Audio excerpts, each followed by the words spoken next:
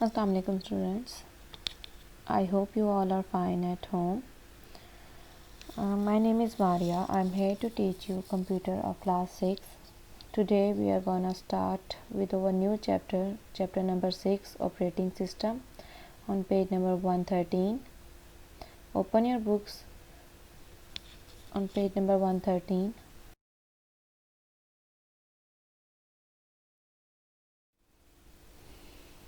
As we are starting our new chapter, first of all we have to understand what is the operating system. Then we move start to reading of the chapter. First we have to understand the topic of the chapter, that is operating system. What is an operating system? An operating system is a software that manages computer hardware, software resources and provide common service for computers program. Actually operating system हमारे पास एक simple programme होता है जो हमारे पास different चीज़ों को, हमारे पास input output और डिफरेंट एप्लीकेशंस को ऑपरेट करता है। ठीक है, जैसे आपके पास साथ ही एक पिक्चर दिखाई गई है, इसमें ऑपरेटिंग सिस्टम मॉनिटर को भी ऑपरेट कर रहा है, कीबोर्ड, माउस, हार्ड ड्राइव, आपकी एप्लीकेशंस और प्रिंटर। हमारे पास ओवरऑल जो एक सिस्टम चलता होता है वो ऑपरेटिंग सिस्टम चलता होता है, जिसके थ्रू हमारा सारा काम चलता होता है। अगर हमारे पास ऑपरेटिंग सिस्टम नहीं है तो हमारा कंप्यूटर काम नहीं करेगा। हमारे पास कंप्यूटर में चलने वाली सारी एप्लीकेशंस जो हैं वो ऑपरेटिंग सिस्टम के थ्रू चलती हैं। ऑपरेटिंग सिस्टम उसको बताता है कि अब उसने इनपुट का कहा है, अब यूज़र ने इनपुट का कहा है, यूज़र ने आउटपुट का कहा है, यूज़र ने किस काम को करने को कहा है, कौन सी वो एप्लीकेशन खोल रहा है, उस एप्लीकेशन में क्या क्या चीज़ें हैं। ऑपरेटिंग सिस्टम उसको बेसिकली सारा कुछ बताता है।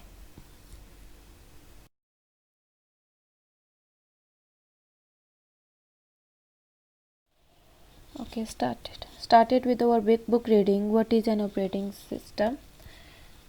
A computer comprises of several small hardware components within and outside of itself that interact and work with each other to perform the various input.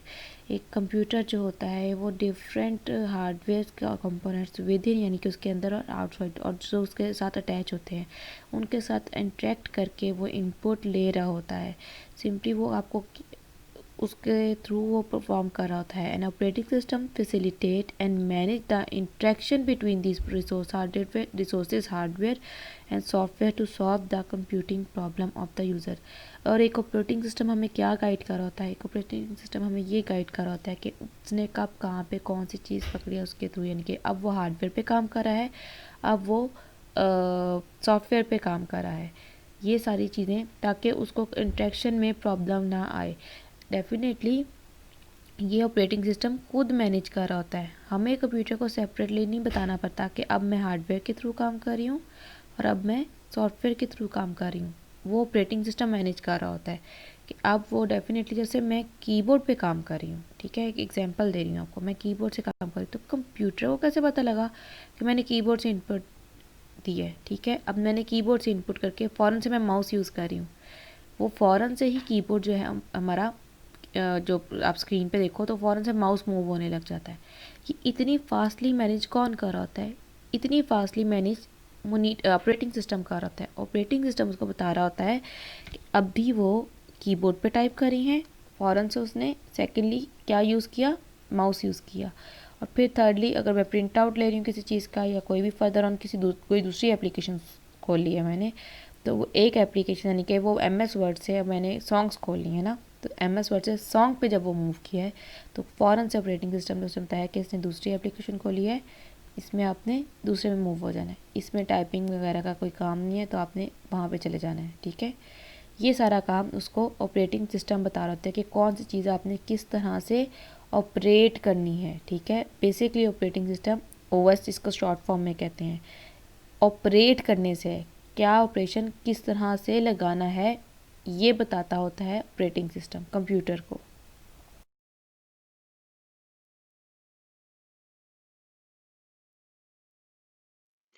Okay, an example of an operating system, आपको book में एक example दी गई है आपको operating system समझाने के लिए कि क्या होता है। तो इसकी एक example of an operating system, an ATC manage an aircraft in all aspects of its flights taking responsibility of its safety and to ensure that the aircraft takes off and lands on time.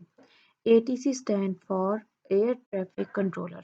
ठीक है, आपका air traffic controller जो होता है वो सब तरह से ध्यान रख रहा होता है। आप लोगों ने कभी प्लेन वगैरह में देखा है या कभी मूवी में देखा हो कि एयर ट्रैफिक कंट्रोलर बता रहा होता है कि अभी हमारा जो लैंड करना है या अभी हमने ऊपर जब आपने लैंड करना होता है तो वो हमारा जो रनवे होता है वो बताता होता है कि रनवे फ्री है कि नहीं है, लैंड करना है, हमारी क्या सेफ्टी मेजर होनी चाहिए इफ़ इन केस कोई इशू हो जाए, ठीक है ना?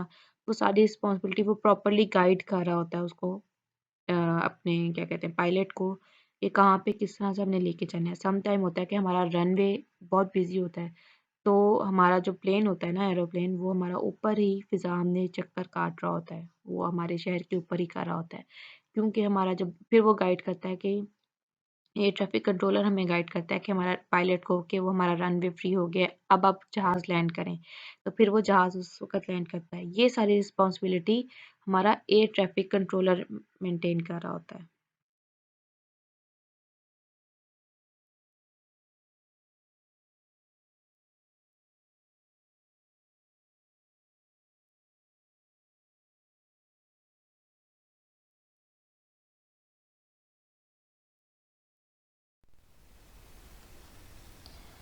Duties duties of air traffic controller. अच्छा, अब आपको यहाँ पे ये बताया गया है कि एक एयर ट्रैफिक कंट्रोलर की ड्यूटीज़ क्या क्या होती हैं।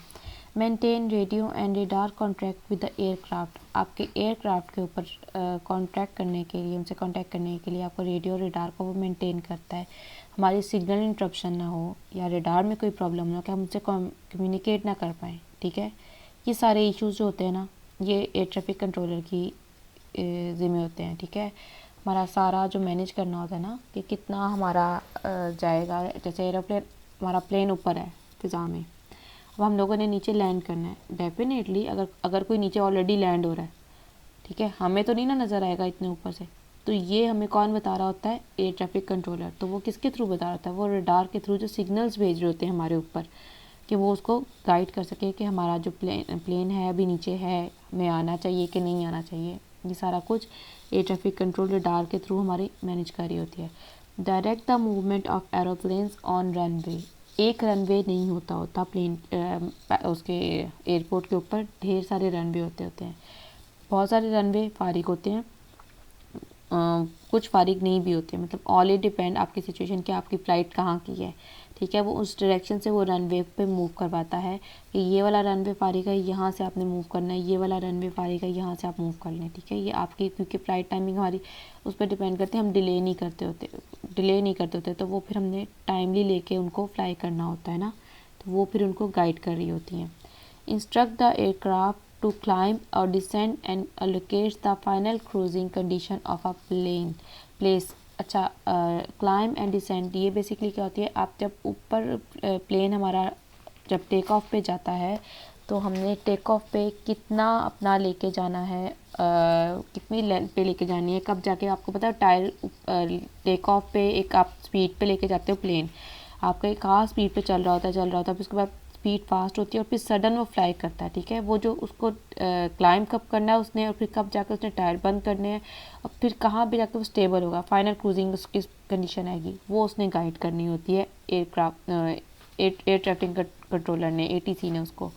फिर डिसेंडिंग यानी कि लैंड करते हुए भी उसको ये चीज़ कि कहाँ पे जाके वो नीचे आहिस्ता। अच्छा, जब आप लोग एयरप्लेन में कभी किसी ने अगर ट्रैवल किया हो तो आप ये देखो कि एयर प्रेशर इतना बना होता है, आप आहिस्ता आहिस्ता आहिस्ता आहिस्ता ज़मीन की तरफ आ रहे होते हैं, तो आहिस्ता से 1 स्टेप 2 स्टेप 3 स्टेप में करते करते करते वो नीचे आते हैं। अच्छा, किस लेवल पे जाके उसने टायर ओपन करने हैं प्लेन ने हमारे, और कब जाके उसने ज़मीन से टकराएगा, सडन जब ज़मीन से वो टकराता है, फिर आके जाके वो मूव करता करता आहिस्ता आहिस्ता आहिस्ता होता होता वो स्टॉप होता है प्लेन।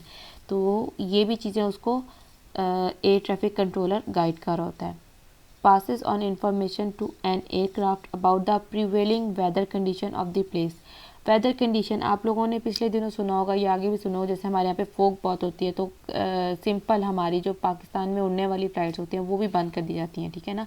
जैसे हमने कराची जाना है या इस्लामाबाद जाना है तो हमारी फ़्लाइट्स बंद कर दी जाती हैं कि इस्लामाबाद में बहुत फोग है, तो हमारी फ़्लाइट्स डिले हो जाती हैं। क्या क्या सिचुएशन है, ये सारी जो होती है ना, वो पहले वेदर फोरकास्टिंग के थ्रू हमें बता देते हैं, वेदर कंडीशन के थ्रू हमें बता दी जाती है। तो फिर हमारी ट्रैफिक कंट्रोलर जो एटीसी हमें बताता है कि ये फ़्लाइट इतने बजे उड़ेगी, ये फ़्लाइट यहाँ पे डिले है। क्योंकि सम टाइम ऐसे होता है, जैसे इस्लामाबाद में ज़्यादा मौसम ठंडा होता है तो वहाँ की कंडीशन लाहौर की कंडीशन की निस्बत डिफरेंट होती है। और अगर आप इसी का कंपैरिजन कराची से करेंगे तो कराची में वेदर गर्म होता है, वहाँ पे फोग का कोई सिस्टम नहीं होता। तो यहाँ से कराची जाना तो आसान है, लेकिन कराची से इधर आने वाले लोगों को प्रॉब्लम होती है क्योंकि यहाँ पे फोग होती है। Ensure that a minimum distance is maintained between different aeroplane on the runway and in air। अच्छा, मिनिमम डिस्टेंस बिटवीन एरोप्लेन्स ये ऐसे ही है, एक एरोप्लेन के दो पर हैं, वो लंबे लंबे हैं, तो ऐसा ना हो कि चलाते चलाते एक दूसरे दोनों प्लेन्स के पर टकरा जाएं आपस में। तो वो चीज़ एक प्रॉपरली मेंटेन डिस्टेंस करना पड़ता है कि यहाँ से इतना बड़ा जहाज़ है तो इतना हमारा डिस्टेंस होना चाहिए दोनों जहाज़ों के दरमियान, क्योंकि प्लेन हमारे पास छोटे भी होते हैं और बड़े भी होते हैं, उस हिसाब से हम लोग डिस्टेंस मेंटेन करवाते होते हैं। Handle and unexpected event, emergencies and unscheduled air traffic. Emergencies और अनएक्सपेक्टेड इवेंट आप लोगों को पता है, खुदा ना ख्वास्ता कोई हादसा ना हो जाए किसी व्हील के साथ या किसी चीज़ के साथ, तो फिर वो हमारा एयर ट्रैफिक कंट्रोल जो होता है वो उसको शेड्यूल कराता होता है। ये इन लोगों को ट्रेन किया जाता है कि आपने किस तरह लेके मैनेज करनी है। अब इसी एग्जांपल में आप एक चीज़ देखो कि एयर ट्रैफिक कंट्रोलर कितनी चीज़ें लेके चल रहा होता है, उसने हर तरह की चीज़ें जो होती हैं मैनेज करनी होती हैं। ठीक है, कोई भी कंडीशन हो उसको पता होना चाहिए कि उसने कहाँ पे किस तरह किस चीज़ से हैंडल करना है, क्या सिचुएशन आई है तो उसने किस तरह रिएक्ट करना है। यही काम ऑपरेटिंग सिस्टम का होता है। ऑपरेटिंग सिस्टम कंप्यूटर को बताता है कि कौन सी सिचुएशन यूज़र कर रहा है और मैंने किस तरह से रिएक्ट करना है, यानी कि मैंने किस तरह से आगे काम करना है। तो ये सारा मैंने क्या ऑपरेट करना है तो मेरा क्या काम होगा, ये सारा काम जो होता है वो ऑपरेटिंग सिस्टम कर रहा होता है। कितनी ज़्यादा ड्यूटीज़ ऑपरेटिंग सिस्टम भी निभा रहा होता है। विदाउट ऑपरेटिंग सिस्टम आप कोई काम नहीं कर सकते कंप्यूटर में। एक कंप्यूटर के लिए ऑपरेटिंग सिस्टम बहुत ज़रूरी है, बहुत ज़्यादा ज़रूरी।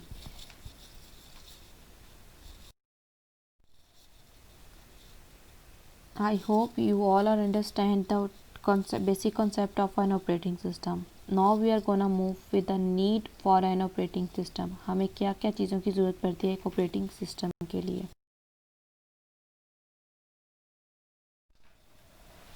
Okay. Need for an operating system. The OS is a computer software. OS stand for operating system. The OS is a computer software that allow a user to run application software on a computer as well as manage the devices of the machine। You all know about the application software। ठीक है, ये हमारे पास जो application run करने के लिए use किया जाता है वो एप्लीकेशन सॉफ्टवेयर कहलाता है। अच्छा, ऑपरेटिंग सिस्टम हमारे पास अलाउ करता है कंप्यूटर को, सॉफ्टवेयर को, कि वो एप्लीकेशन सॉफ्टवेयर के थ्रू अपने एप्लीकेशंस रन करवाए। और अगर एप्लीकेशन में हमारे पास कोई डिवाइसेस या मशीन्स, जैसे हमारे पास जॉयस्टिक लगानी है या कोई हार्ड ड्राइव लगानी है, अगर वो हमने लगानी है तो वो हम इसमें अटैच कर सकें। Let us discuss why N operating system is needed in a computer.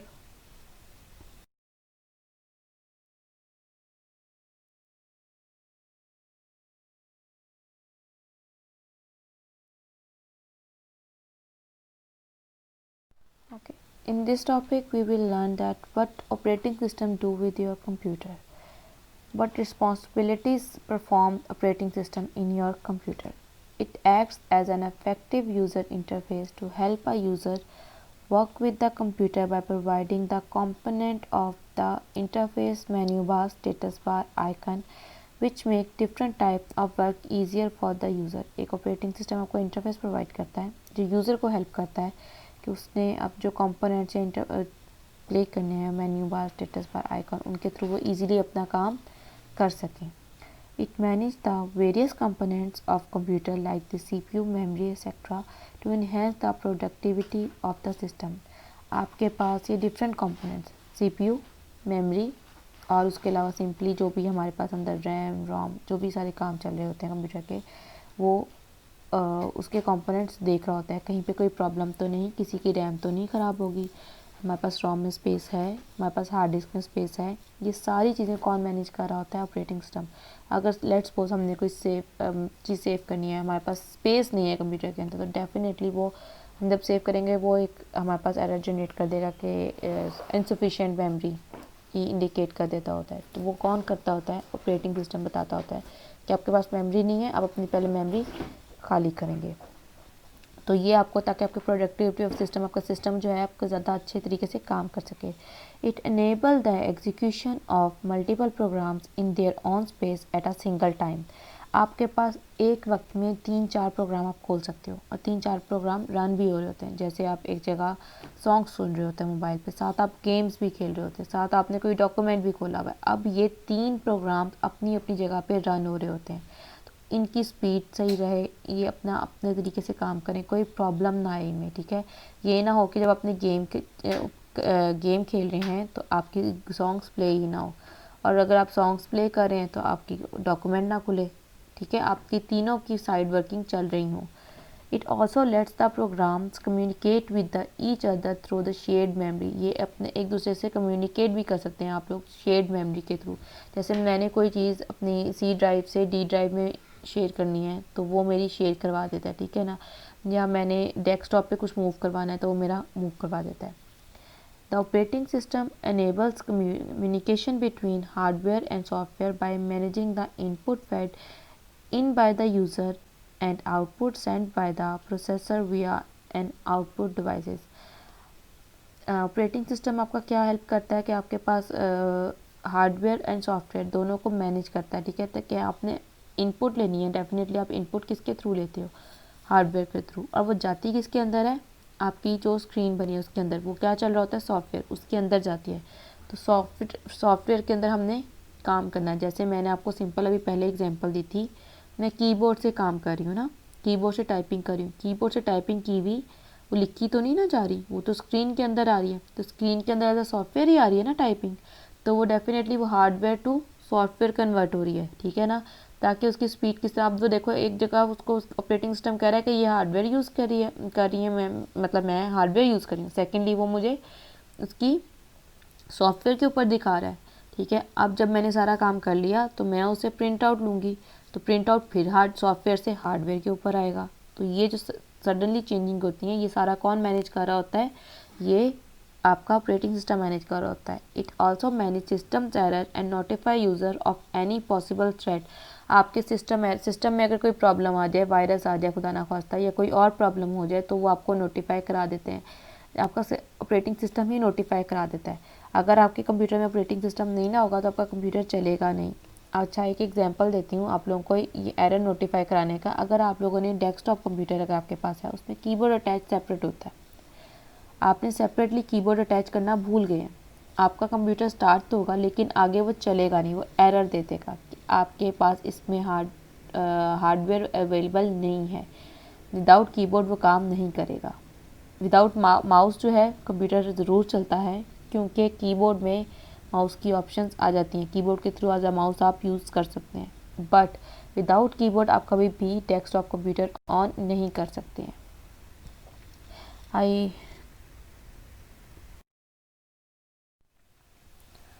I hope you all are understand today's topic very well. Your today task is to revise the reading of chapter number 6 from page number 113 to 116.